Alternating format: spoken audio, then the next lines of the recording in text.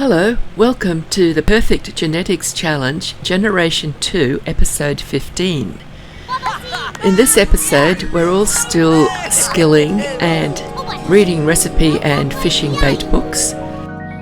The main feature, though, will be birthday parties. Cindy and Bill's eldest set of twins, Denise and Daryl, will be aging up to teen along with their imaginary friends, Riley and Byron. Byron's only recently become real, but he has managed to complete his necessary basic child skills, and he can work on his other skills while he's a teen. So we're going to be having 4 birthdays in this episode, all because I wanted to keep the twins aged up on the same date, and their imaginary friends, of course, need to age up with them. The baby of the family, little Oliver, is the last one on the bus for the morning.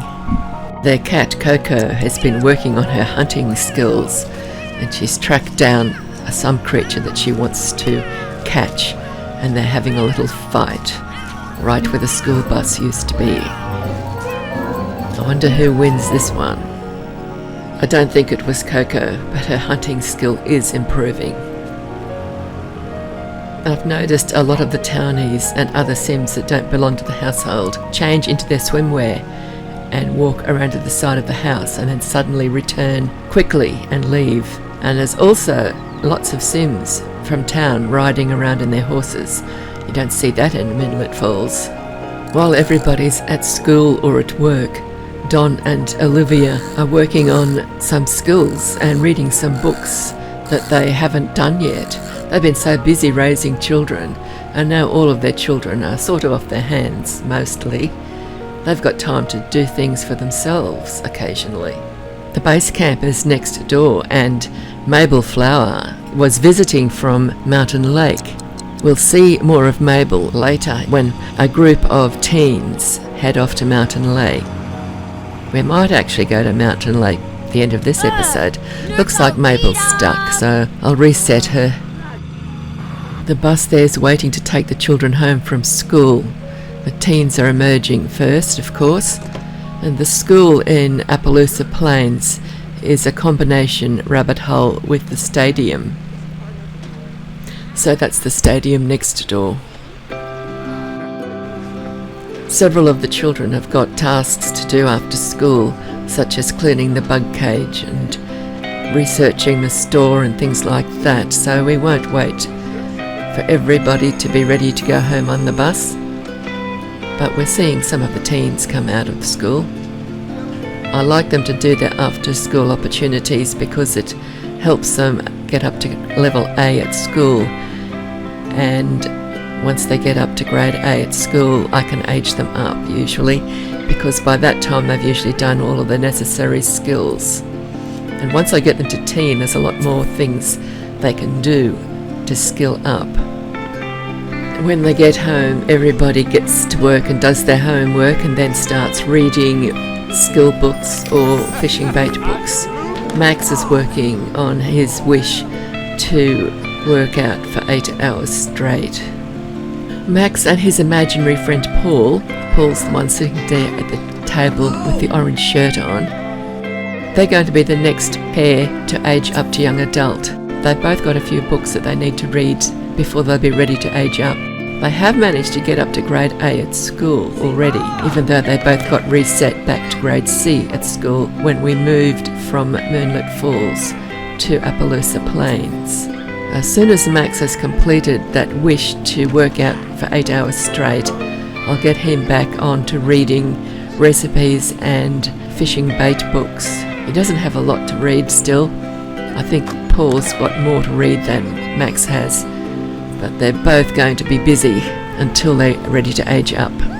Another thing I try to get them to do is get lifetime happiness points. I like them to have as many lifetime rewards as possible before they move out, because they probably won't get any more once they've moved out. Of course, when they age up, they will be moving out to live in Vice City. Looks like the children are home from school. Once they've done their homework, I get them to start reading their fishing bait books. They can't read recipes yet. There's Carl and Bindi enjoying a quiet moment together.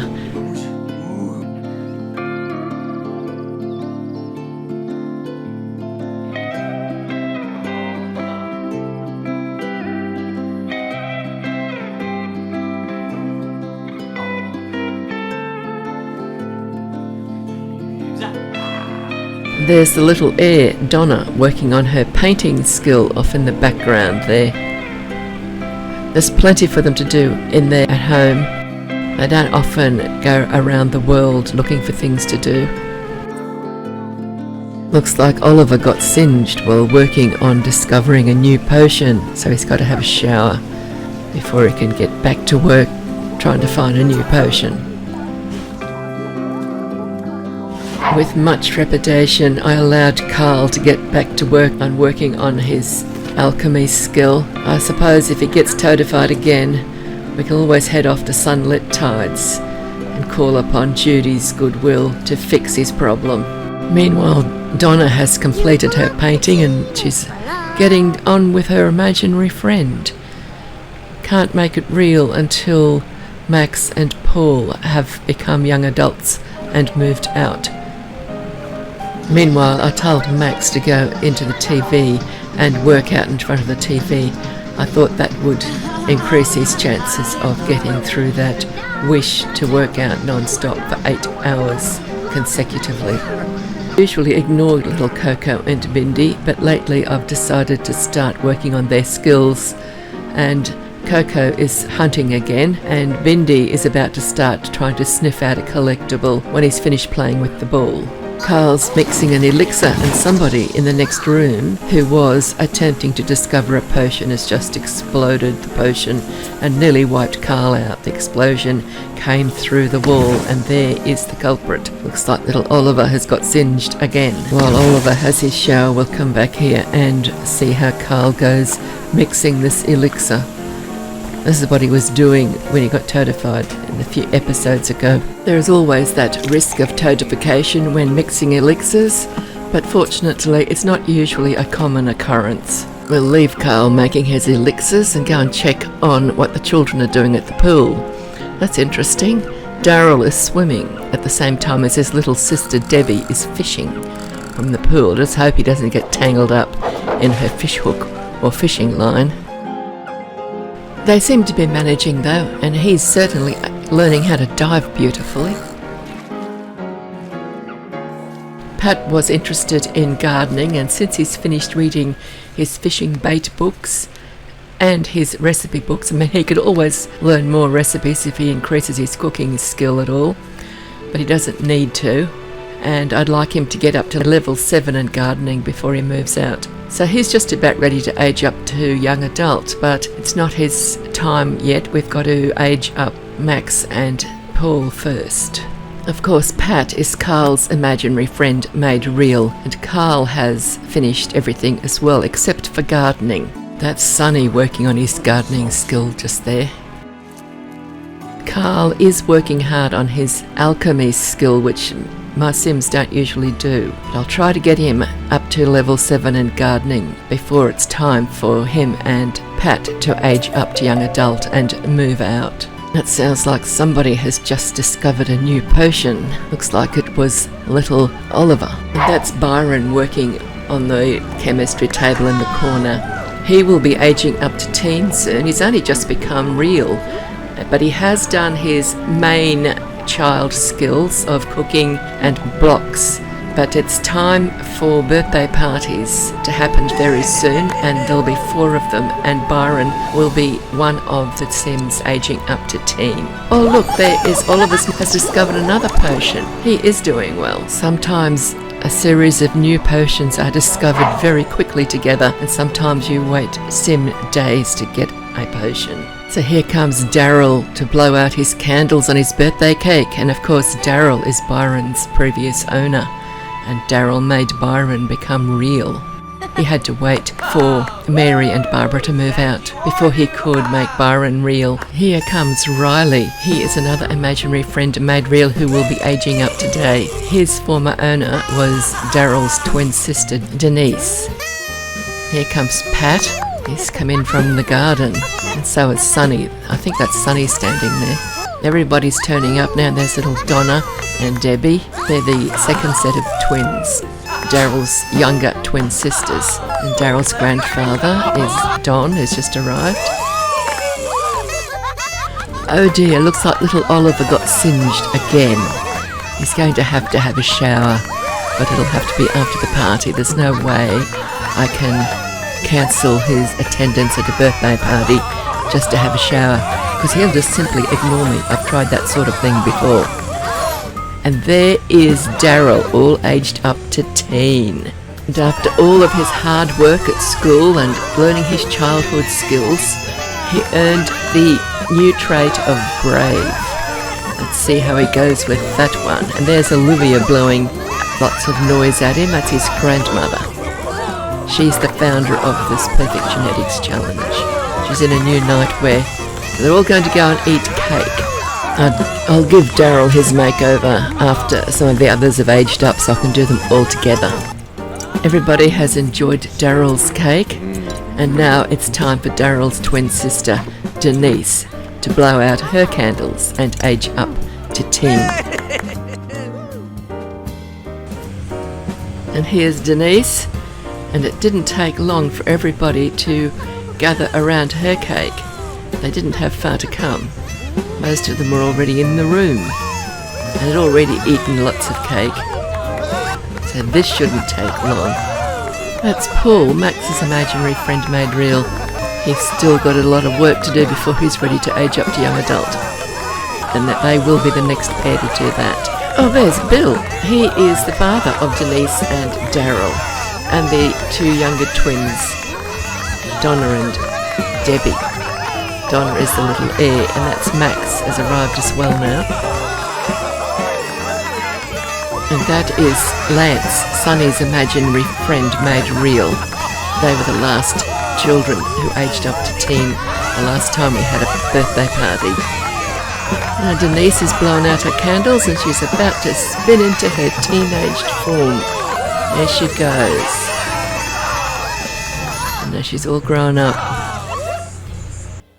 She got the computer whiz trait. And now for a quick piece of cake before we have two more birthdays.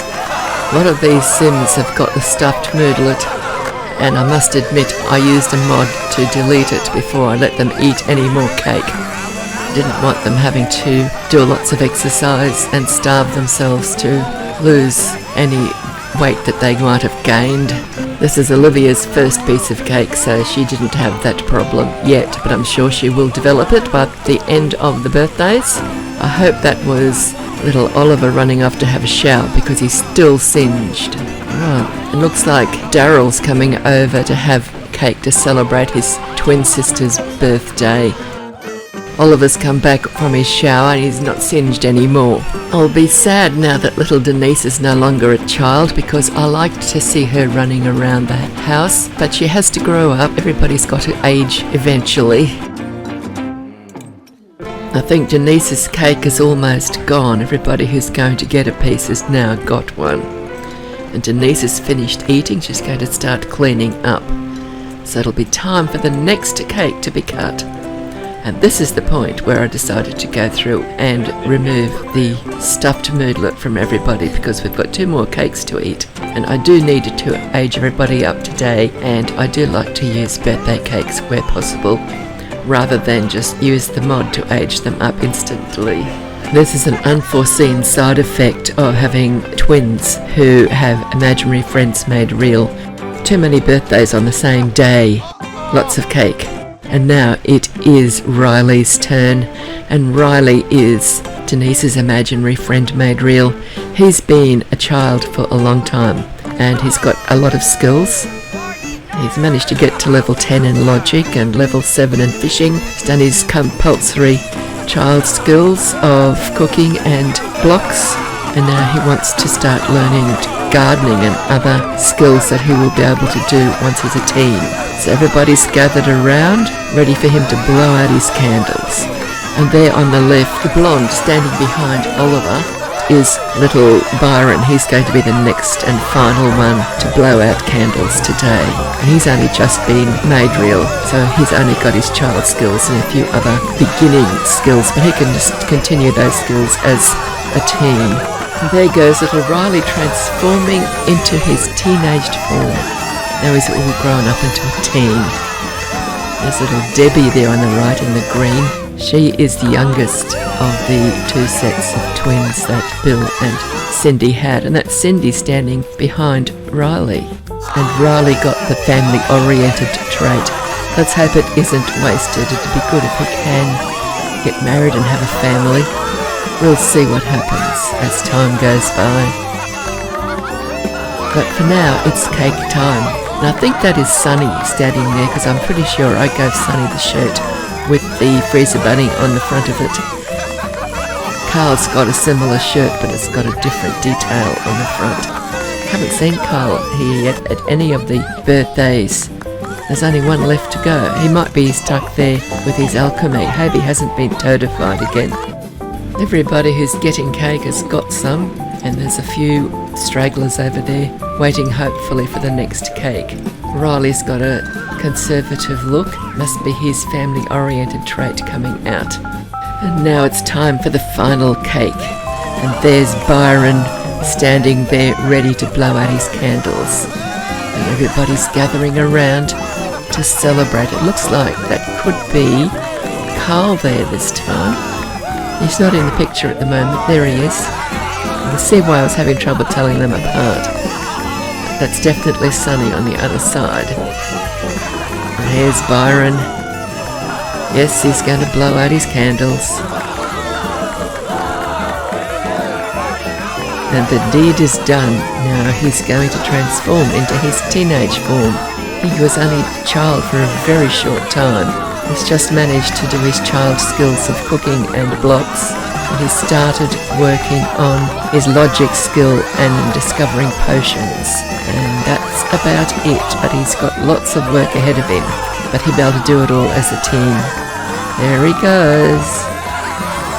Once they've eaten their cake, each of the four of them that have just aged up will get a makeover and a new look. And then a group of them are going to travel to Mountain Lake. So we're going to see a whole new household of Sims. Because it occurred to me that there are several children in Mountain Lake who were born at the same time as Daryl and Denise. And so they need aging up. There's a set of twins that we're going to stay with initially. That will be Cindy's older brother Gary and his wife have got twins. And those twins have not learnt many skills. So we're going to stay with them and everybody's going to work on skills. And once those twins have aged up, we'll move next door to James, the next brother of Cindy. Gary was the firstborn of Olivia and Don, and then they had James. If you've been watching this from the beginning of Generation 1, you'll know them. James is the only one of that generation that inherited Olivia's blue skin. And James has married and he's got quads. He and his wife have quads.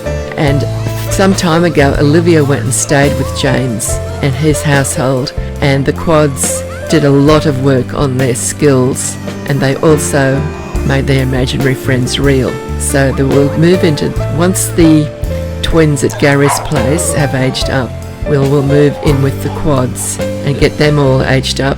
And then there's another household. Do you remember the two imaginary friends from here that got married? Well, they went to live in Mountain Lake as well, and I got told that the game arranged for them to have twins. So we have done, I've never played with those twins at all, so we're going to age them up as well. They'll be skilled and aged up. And then there's another household which has got a collection of young adults and teens in it, and there might be some children in there as well. So we'll move in with them and see what needs doing there. Mabel Flower, remember we saw Mabel at the beginning of the video? She lives in that household. So we're going to be coming across quite a lot of Sims, and I'm taking everybody who really needs to skill. So I don't expect Max and Paul to come back here to Appaloosa Plains because they're going to go to Mountain Lake, and they will continue working on their skills and reading their books. And once they're ready to age up, I'll age them up and move them with probably a couple of young adults from Mabel Flower's household to Vice City. So we're going to be in Mountain Lake for a while now. And there's Sophie Rogers. She's one of many Sims that I moved here from Moonlit Falls. She's one of the townies that came with Moonlit Falls, and she's going to have a go with Patricia Flower. And Patricia is one of the members of the household that our travelling party are going to be living with initially. So if you're a fan of the townies from Moonlit Falls, keep your eyes peeled whenever we're around town, because you'll probably recognise a few of them. So here we are now at Gary's house, and it's Donna, Gary's wife. Our travellers are going to be staying here for quite a while. This is Petunia Flower-Walker. She's Donna's plant sim daughter. Petunia's down in the bottom basement where they've got a small garden consisting mostly of money trees. And here is Gary Flower-Walker. He is Cindy's eldest brother and Don and Olivia's eldest child, who is now grown up. He's a young adult and he's married to Donna, and they have twins, a boy and a girl. I had previously played with Donna and her household for several episodes in a separate game, and then I added them to this world when I put Mountain Lake into the game, into the Perfect Genetics Challenge save, because I had always planned for Donna to be Gary's wife when Gary got old enough to get married. The only members of Donna's original household that are in this household are Petunia and her imaginary friend made real, Patricia. All of the others are in another house just down the street, and we will meet them all eventually, but maybe not in this episode. Riley's found the sand pit and he's playing in that instead of reading books. I have to get him busy. And the little fairy is Elsie, who is the daughter of Gary and Donna. She is Cindy's niece and Donna and Olivia's granddaughter. Donna's default activity is dancing. Daryl's sitting at the pink chess table, and Patricia, Elsie and Byron are all working on the chemistry tables at the end of the room. And now Gary's arrived to do a little fishing at the wishing well. Suddenly I got pulled away by the game to the house at the end of the street. It was Mabel. She was on fire. There was nothing I could do about it. Poor Mabel. She was just a little pile of ashes at the front of the Scrubtronic workbench, and the Grim Reaper had arrived to take her with him, and the others living in the house were very upset.